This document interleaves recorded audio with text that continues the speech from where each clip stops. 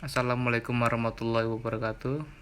Perkenalkan, nama saya Gibral. Saya perwakilan dari kelompok 2 akan mempresentasikan dengan judul pemilihan pengembangan karir berdasarkan psikoanalisis yang ada di kelompok, yaitu Agnes Yudiati, Novita Suhendri, dan Rahayana Permata Madinah, dan saya sendiri Gibral.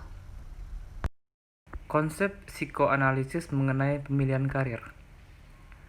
Yang pertama, pandangan psikoanalisis mengenai pemilihan karir. Tokoh psikoanalisis yang berhubungan dengan karir bernama Brill.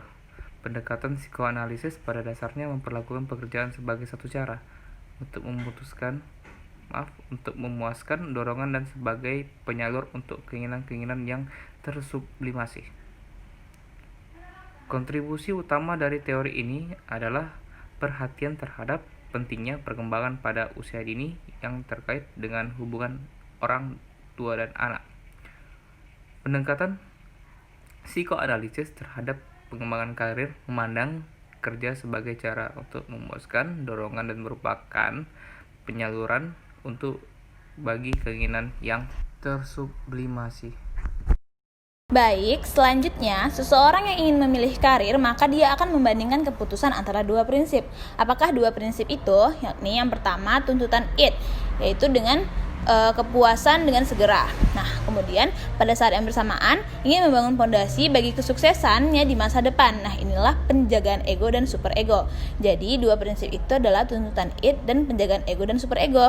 Nah, kaitan antara pemilihan dan pengembangan karir berdasarkan teori psikoanalisis bahwasannya seseorang memilih dan mengembangkan karir mereka berdasarkan pengalaman di masa lalu sewaktu anak-anak yang terbentuk pada usia menjelang 6 tahun. Oleh karena itu, pembentukan karakter sedari kecil oleh anak akan mempengaruhi bidang karir mereka di masa depan atau di masa dewasa.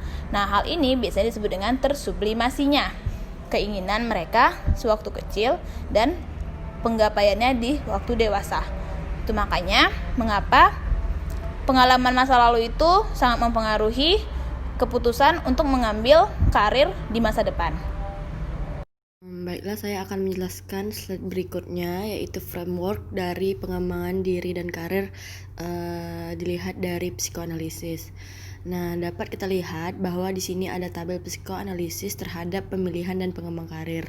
Nah, itu dibentuk berdasarkan struktur kepribadian, yang mana struktur kepribadian ini ditentukan lagi dengan 3 prinsip, yaitu id, ego, dan superego.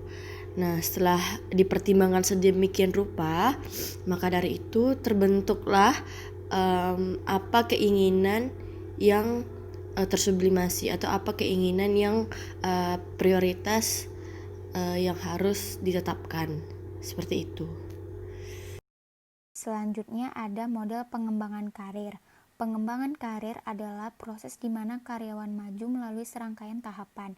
Setiap tahap ditandai dengan serangkaian tugas, aktivitas, dan hubungan perkembangan yang berbeda. Ada 4 tahap karir. Yang pertama, eksplorasi, pembentukan, pemeliharaan, dan pelepasan. Secara umum, karir merupakan suatu yang telah dilakukan dengan memenuhi serangkaian langkah dan aturan yang berlaku dan diperbaharui agar memenuhi kebutuhan tenaga kerja untuk memperoleh penghargaan melalui pengembangan diri.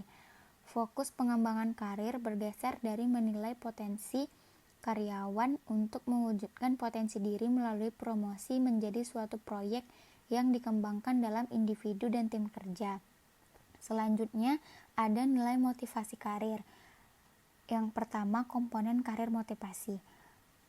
Ada nilai perusahaan yang pertama, inovasi, karyawan beradaptasi dengan perubahan tak terduga, komitmen kepada perusahaan, kebanggaan dalam bekerja, kesadaran akan kekuatan dan kelemahan keterampilan. Yang keenam, ada partisipasi dalam kegiatan pembelajaran. Yang ketujuh, kemampuan untuk mengatasi kondisi kerja yang kurang dari ideal. Dan yang terakhir, menghindari keusangan keterampilan.